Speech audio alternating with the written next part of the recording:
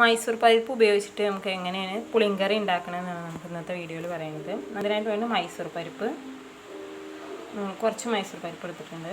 പിന്നെ എടുത്തിരിക്കുന്നത് ഒരു അരമുറി കുമ്പളങ്ങയാണ് എടുത്തിരിക്കുന്നത്. ചെറിയ കഷ്ണങ്ങളാക്കി മുറിച്ചിട്ടുണ്ട്. ഒരു ഉരുളൻകിഴങ്ങ് എടുത്തിട്ടുണ്ട്, അതും ചെറിയ കഷ്ണങ്ങളാക്കിയിട്ട് മുറിച്ചിട്ടുണ്ട്. പിന്നെ എടുത്തിരിക്കുന്നത് ഒരു മുരിങ്ങക്കായാണ്, അതും ഇതേപോലെ കഷ്ണങ്ങളാക്കി മുറിച്ചിട്ടുണ്ട്. 3 തക്കാളിയാണ് എടുത്തിരിക്കുന്നത്. 2 അല്ലി പുളി എടുത്തിട്ടുണ്ട്.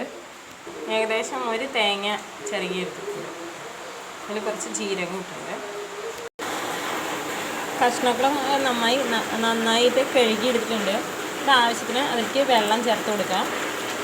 ഞങ്ങളുടെ അംഗസംഖ്യ കൂടുതലായ കാരണം കുറച്ച് കഷ്ണങ്ങൾ ഞങ്ങൾക്ക് ആവശ്യമാണ്. നിങ്ങൾക്ക് ആവശ്യമുള്ള കഷ്ണങ്ങൾ എടുക്കാൻ വേണ്ടി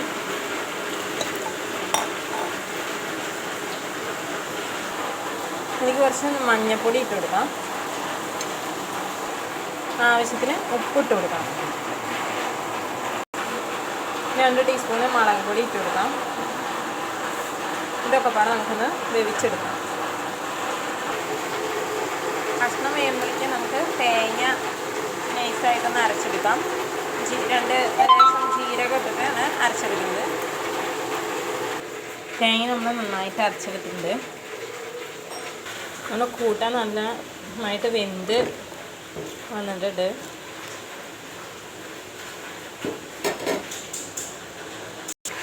ഇതിലേക്ക് നമുക്ക് പുളി ഒഴിച്ചു കൊടുക്കാം.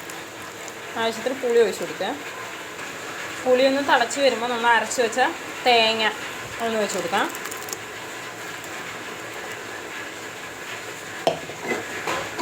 നമ്മൾ നന്നായിട്ടൊന്ന് ഇളക്കി കൊടുക്കാം.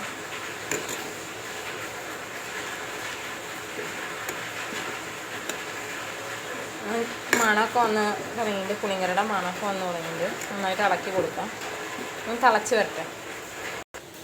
പുളിങ്കറി നന്നായിട്ട് തിളച്ച് വന്നിട്ടുണ്ട്. അപ്പോഴേക്കും എന്നിട്ട് നമുക്ക് കടുകും മുളകും ഉലുവയും പോലെ എണ്ണയിൽ താളിക്കാം. പുളിങ്കറി റെഡി ആയിട്ടുണ്ട്.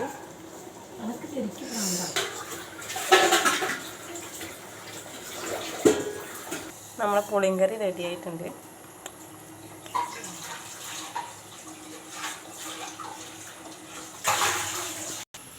അപ്പോൾ നമ്മുടെ ഈ വീഡിയോ ഇഷ്ടപ്പെട്ടെങ്കിൽ ലൈക്ക് ചെയ്യുക. ഒപ്പം നമ്മുടെ ചാനലൊന്ന് സബ്സ്ക്രൈബ് ചെയ്യുക. Thank you.